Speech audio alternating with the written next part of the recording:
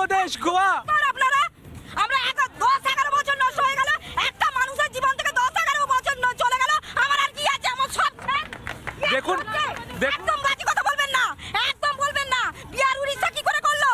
West Bengal কেন পাচ্ছে না? চুরি করে করে, দুর্নীতি করে করে, দুর্নীতিতে উন্নয়ন হচ্ছে। আগে মুখ্যমন্ত্রী না জনপ্রতিনিধি, একটা জনপ্রতিনিধি হিসাবে আমাদের বেকার যুব যুবতীদের জন্য কি করেছে? আমরা তো চাকরি পরীক্ষা বেকারত্বের হারে তোমার কাছে একটা প্রশ্ন আছে, তুমি যুব নেতা, এখনো হচ্ছে পড়াশোনা করছো, কলেজে পড়ছো, তুমি কি চাইছো? তুমি পরবর্তীকালে যখন পড়াশোনাটা শেষ করবে তখন কাশফুলের বালিশ বানাবে না ভাতা নেবে? যুবশ্রী ভাতা, কন্যাশ্রী ভাতা, বিভিন্ন ভাতায় জীবিত হবে। তুমি ভাতাশ্রী হতে চাও না চাকরিজীবী হতে চাও? সেটা আগে নিজেকে নিজের প্রশ্ন। 26,000 টিচারদের চাকরি চলে যাবে। আমিও বলে রাখি, আমরাও লড়ে যাব, লড়াই করব। যাদের কথা বলা হয়েছে চাকরি বাতিল করা হলো, চিন্তা করবেন না, হতাশ হবেন না, কেউ জীবনের ঝুঁকি নেবেন না। আমরা সবাই আপনাদের পাশে আছি এবং যতদূর লড়াই করার আমরা লড়াই করব। একজনকে দেখলেন না বিজেপির হয়ে ভোটে দাঁড়িয়ে গেল, তার অর্ডার ছিল এটা। সুপ্রিম কোর্ট এটাকে একদম স্যাটাসাইড করে দিয়েছিল, দিয়ে বলেছিল নতুন ডিভিশন বেঞ্চ করে আলোচনা হোক।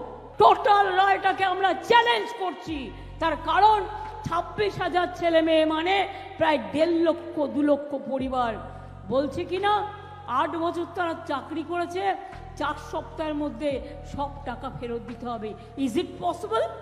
সুপ্রিম কোর্টের কিছু বিচারপতি কি মমতা ব্যানার্জিকে বাঁচানোর জন্য উঠে পড়ে লেগেছেন? এই যে দিনের পর দিন সুপ্রিম কোর্টে একটা অত্যন্ত গুরুত্বপূর্ণ ম্যাটার পড়ে আছে এবং জজেরা শুনছেন না, আমি তার তীব্র নিন্দা করছি। এভাবে বিচার ব্যবস্থা চলে না। আমি তো একজন প্রাক্তন বিচারপতি হিসেবে যে ওই জিনিসগুলো সামনে বার করে এনেছিল, আমি বুঝতেই পারছি না যে 2 দিন আগে সুপ্রিম কোর্ট কিভাবে স্টে অর্ডার দিয়ে দেয়। ইনভেস্টিগেশন চলবে কিন্তু মামলা হিয়ারিং হবে না। এখন এই যে এইসব আদেশ হচ্ছে, হঠাৎ হঠাৎ গেলেই স্টে হয়ে যাচ্ছে, তারা মামলা করলেই পরের দিন শুনানি হয়ে যাচ্ছে, সকালে মামলা করলে বিকেলে শুনানি হয়ে যাচ্ছে, আর অন্যান্য দরিদ্রদের মামলা দিনের পর দিন বসে থাকছে। প্রধান বিচারপতি ভারতের কি করছেন? কি করছেন তিনি? কাউকে ভগবান বানাবেন না বলে গেছেন। কাকে ভগবান বানাবেন না? কাউকে ভগবান বানাতে হবে না। তিনি নিজে যাতে শয়তান না বনে যান সেই ব্যবস্থা তিনি নিজে করুন।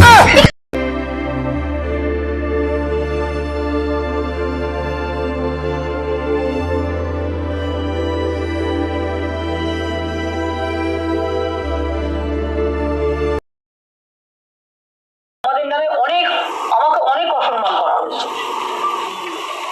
আমাদের সরকারকে, মামাটি মানুষের সরকারকে অনেক অসম্মান করা হয়েছে, অনেক অপমান করা হয়েছে।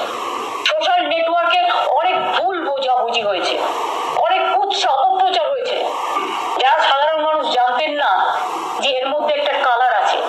মানুষ এসেছিলেন বিচার চাইতে তিলোত্তমার, কিন্তু আশা করি মানুষ বুঝতে পারছেন ওরা বিচার চায় না, ওরা চায় চেয়ার। আমি মানুষের স্বার্থে এমনকি নিজে পদত্যাগ করতেও রাজি আছি। আমার মুখ্যমন্ত্রীর পদ চাই না, কিন্তু আমি চাই মানুষ বিচার পাক, তিলোত্তমা বিচার পাক, আর সাধারণ মানুষ চিকিৎসা পাক। আর